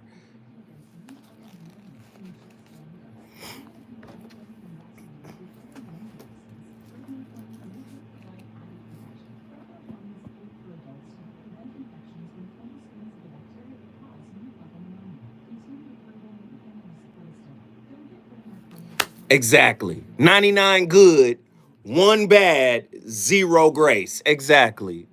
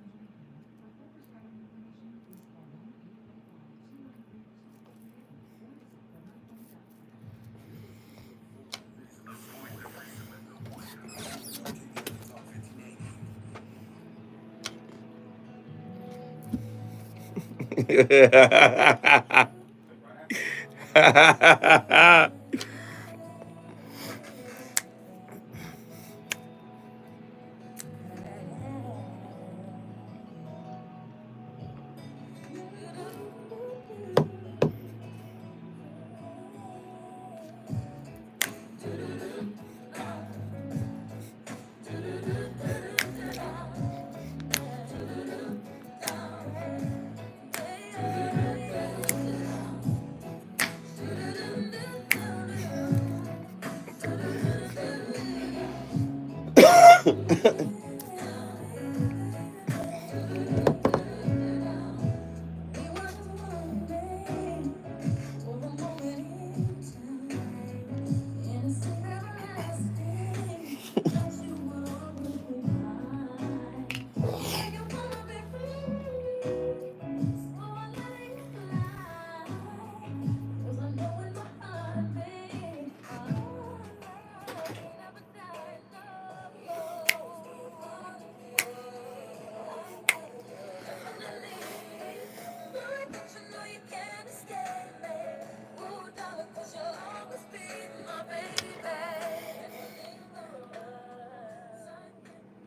we think about making friends and improving our social skills, we typically focus on how to improve the conversation and come off as someone who is socially confident.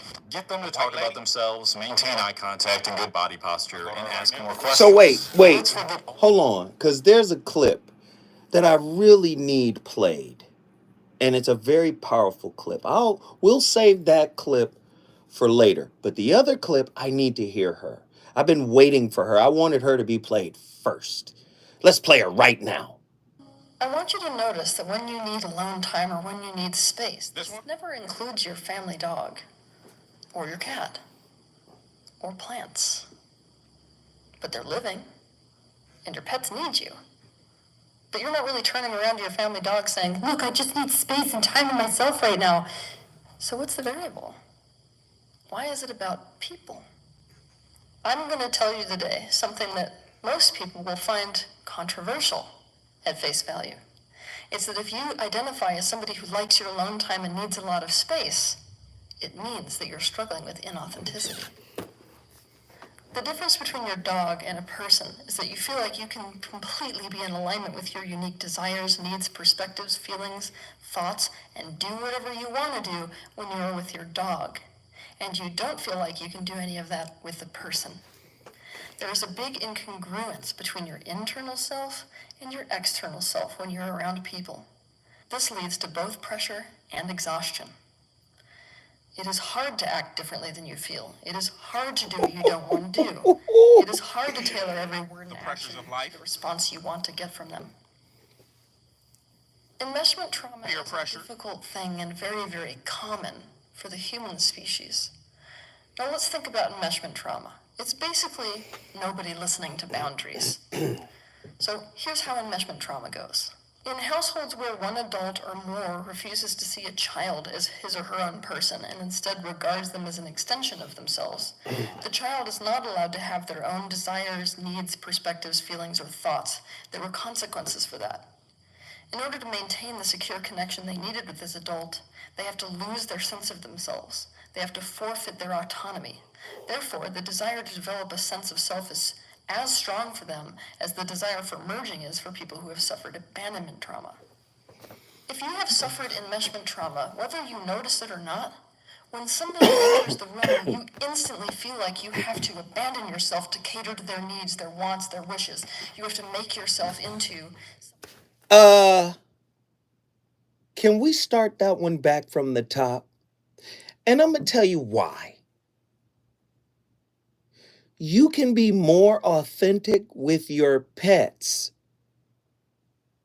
than you can with another human being.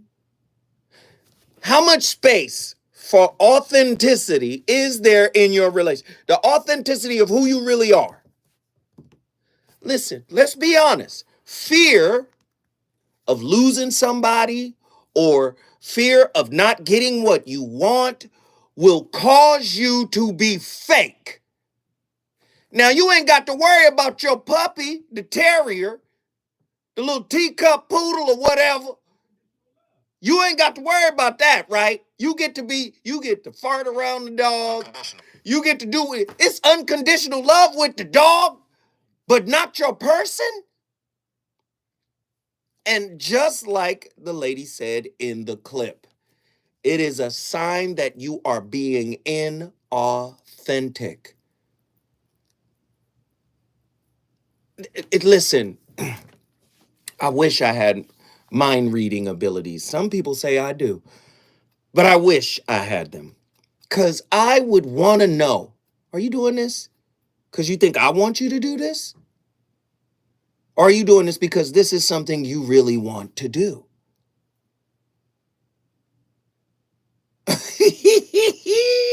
You got a lot of people out there who can fake it all just to move the goalpost. I want to be able to get to this point. I want to be able to get to this desired outcome. This is what, in this society, this is what healthy relationships are predicated on. Desired outcomes. We're in it for what we get. We need receipts. That's why we're nice. Kindness doesn't need a receipt. Kindness is exactly who and what you are if you are, in fact, kind. And I've seen a lot of devils fake kindness. I've seen a lot of devils. I mean, sweet as cotton candy crust for a peach cobbler. Sweet, I mean, one spoonful, diabetes, bam, sweet. But sweet with an agenda. Come on now. Come on. Don't you want to be in a relationship with a human? Don't you want to be a human being in your relationships? Aren't you tired of being an idea, a concept, an image? I don't want to be the image you got in your head about, get it out. I want to be me all day in America. Now, does that mean I'm going to be perfect? Does that mean I'm not going to upset you? Does that mean I'm going to agree with you? No. Does that mean we won't argue? No. Come on. Does that mean I won't lose my cool? Let me get even deeper. Does that mean I won't disrespect you? Ooh. Who told you relationships don't have disrespect? Ask the ones that have survived something if they got disrespect or not.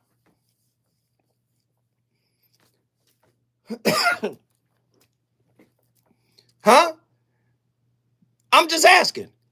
The ones that have survived something, the ones that have actually been through something, ask them if there's been some disrespect. Ask them if there's been some disregard.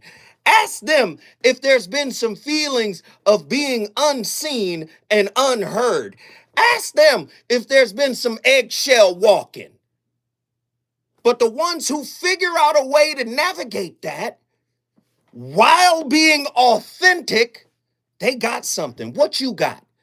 You got a damn performance. You need to be at the damn Oscars. Somebody need to give you a trophy. Huh? I know y'all don't want to hear this tonight. Y'all done got me riled up. When I come forward, I'm going back to farmers. We're going to talk to Ronan. More Voice of Reason with Zoe Williams when we come forward. See, this is what happened when my computer died and you get freestyle mad Zoe. This what happens when I don't stay. I know what the topic is innately.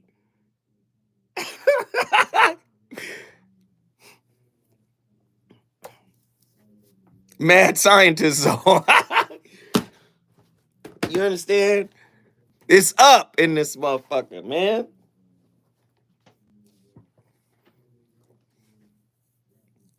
Zometheus mode. Yeah, the computer died.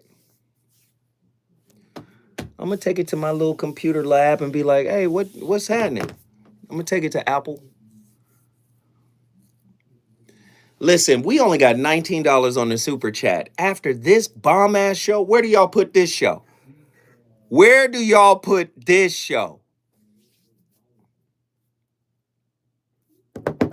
$19. I mean, YouTube is going to take, by the time YouTube get their little bread, they're going to take 30%. We're going to have about $8 from this show.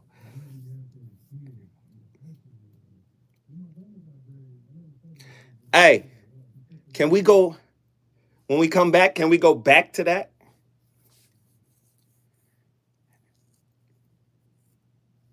Yes, Apple products are definitely built to break, for sure.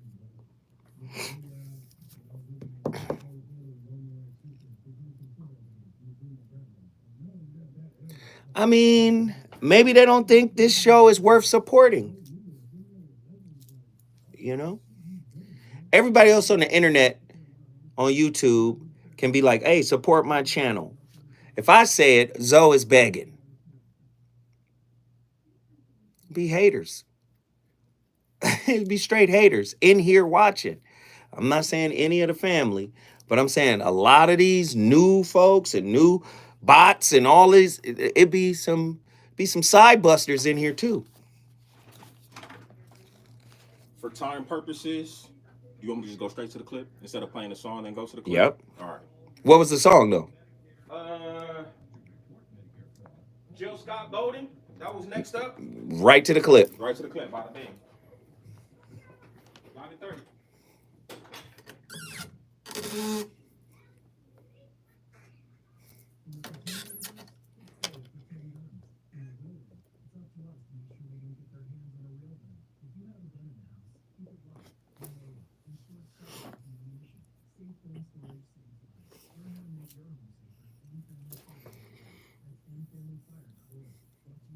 Shout out to Fire Lord and Zenga. She's definitely Fire Lord. Tyrese, thank you, bruh. Do you frequently find that you need time to yourself? Do you identify yourself as somebody who really needs and likes alone time? Now, technically, we're a social species. Our species' survival depended upon being next to each other. Connection. Technically, connection is the top human need. So how can it be that you feel better when you're alone? How can it be that you need so much space?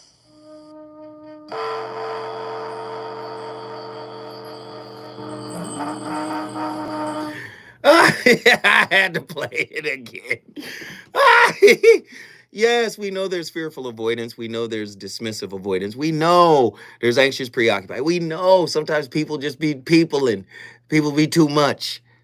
But if you got to break away and breaking, that's what you were conditioned to do. If those are your attachment styles, you can rewrite the attachment style. You can heal from the attachment style. We got so many callers. Let's get them all in. Ronan, what are your final thoughts on tonight's topic? So there's two things you can be when you're trying to be nice. You can be a selfless or a selfish giver.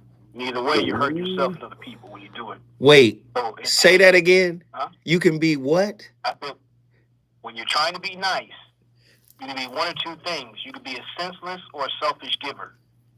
A senseless giver and a selfish giver? When you're a senseless giver, you give in the hopes of gaining something on the low, but you don't have the courage to speak on it. And then you eventually give yourself nothing but grief and migraines. When you're a selfish giver, you're outright adamant about it, but you give people generosity with an invoice, which people grant you distance that you learn through your manipulation, your bad actions. That's interesting. Or I would offer a third one. You could be a selfless giver, where you don't need a receipt, right? Yeah. I love it, bro. Well, you're right about that. It's like when you're sensible, or what you said, that kind of giver, you paid the price to be your authentic self. So you give people the gift of being genuine. Either they take it and run with it and learn for themselves, or you lead them with the experience that they ran into someone authentic. I love it, bro. I love it. Guess what you just did? And I was back to the building. Come on, always get in the building. The conversation is national. I love it. We all over the country. Dwayne from Houston, Texas. Thank you for waiting, good brother. Jump in here. What are your thoughts? Hey, what's up, Zoe, man? I love the show, man. Thank you, brother. Thank you, brother. I appreciate you. I just want to say, man, I'm one of them guys, man, and people look at me, they get intimidated, man. I'm 6'3", 360 pounds, bald head with a beard. I got tatted up, you know what I'm saying, ex-knucklehead, you know what I'm saying? So people look at me automatically, assuming, wow, this guy here, he's a hard head, he's a, a-hole, you know what I'm saying? Mm-hmm. But I'm the type of person, man, I can discern things. I think there's a lot of people, I observe people, you know what I'm saying? Mm-hmm. So like even on my job where I'm at now, man, I'm a supervisor. And I know when guys come in, they come in through tip service, you know what I'm saying? Mm-hmm. So I'm knowing a lot of these guys come in, they hurt.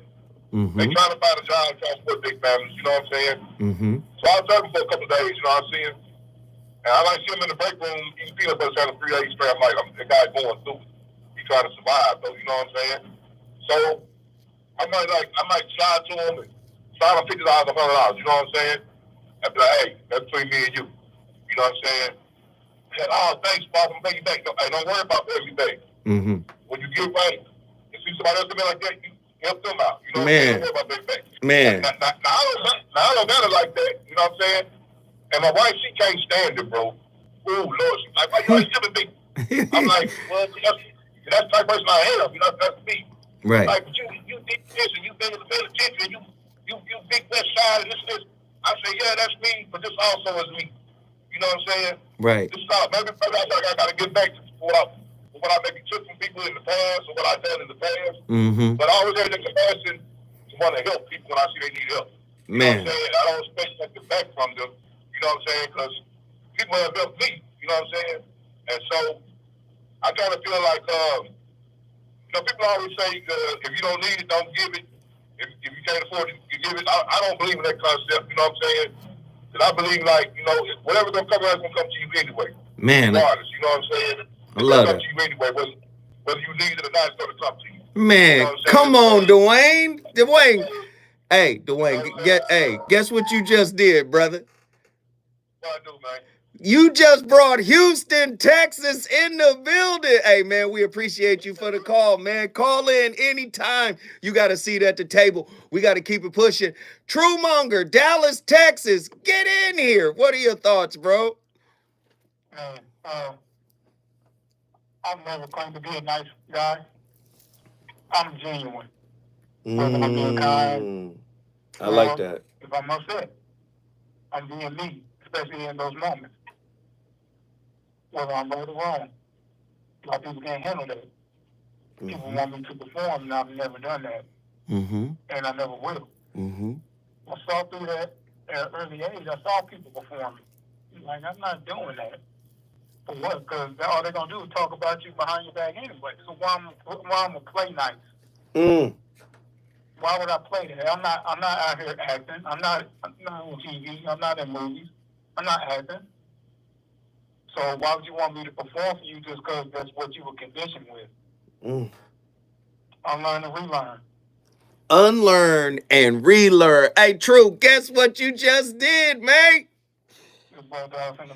Dallas, Texas is in the building. Texas has been on the board all night. We appreciate it. Hey, but we finna zip down to Miami, Florida. You already know who it is. Hustle in the building. Hustle, what are your thoughts? You're the final caller of the night. What are your thoughts?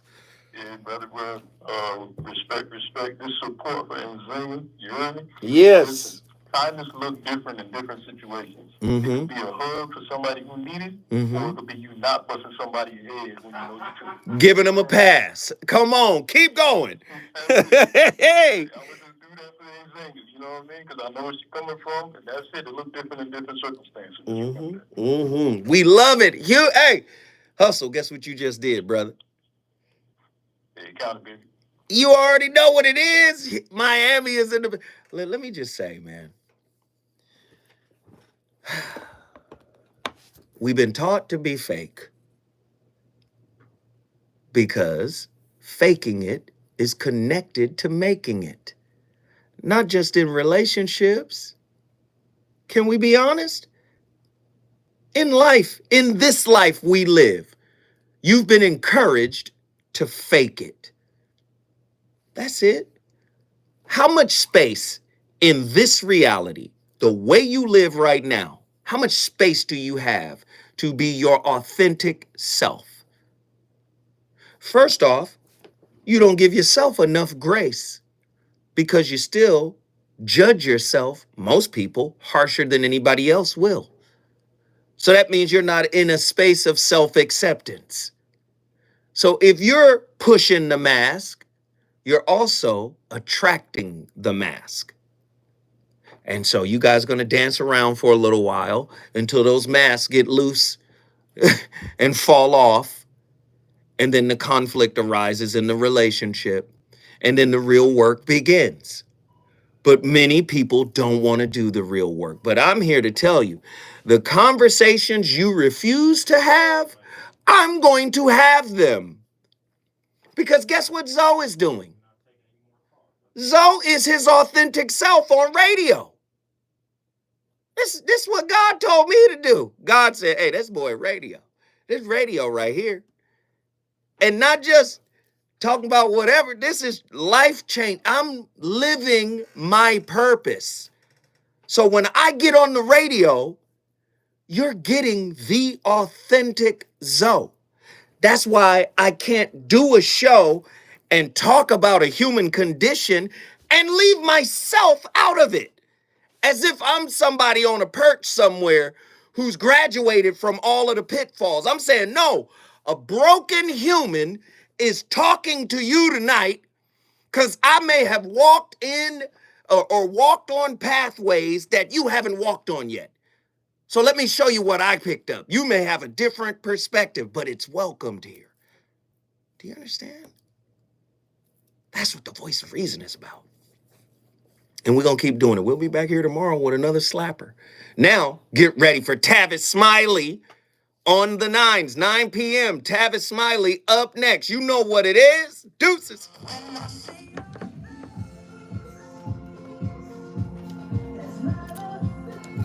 Listen, the one thing you do not want me to do, I promise you, you do not want me to do this shit without my computer. Because I'm going to be going off if I do this shit. Hey, if I do it, if I do this shit without the computer, I'm going to be going ham and eggs in this motherfucker. I promise you. The computer is like Thor's hammer. The computer, like, slow it down. You're getting a little too turned. Go to a question. Slow it down. Like, see, niggas start losing his voice. I'll go in. Without the damn computer, I will go off. All right, Andy. Deuces.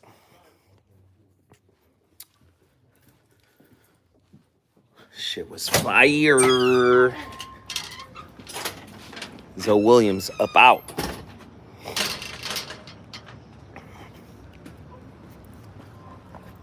Not lose. Exactly. Shit. The fuck? That shit was crazy. I loved every moment. Every moment tonight was lit.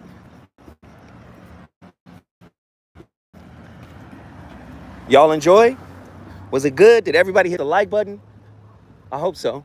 Park, where Brandy filmed Moesha. M to the O to the.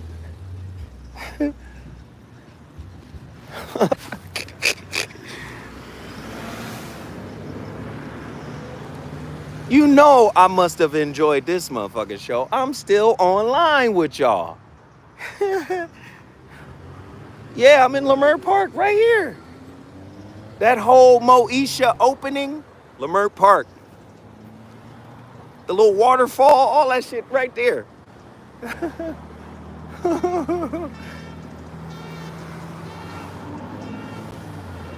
You know? In Zynga, you showed up and showed out today. I loved it. A lot of people think I want everybody to agree with me. I don't. I be wanting divergent perspectives. It makes the conversation layered. It makes it rich. It makes it nuanced. Love that shit.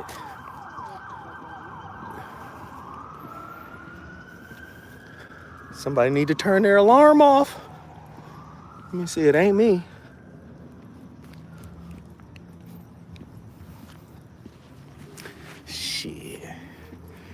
back to the cigar lounge. Had school today. Haha! Back to the cigar lounge to see whatever playoff games are happening. Shit was lit, y'all. Shit was lit. I appreciate each and every one of y'all, man. All right, y'all. Y'all have a good one. Zoe Williams, Voice of Reason. I'm out. Deuces.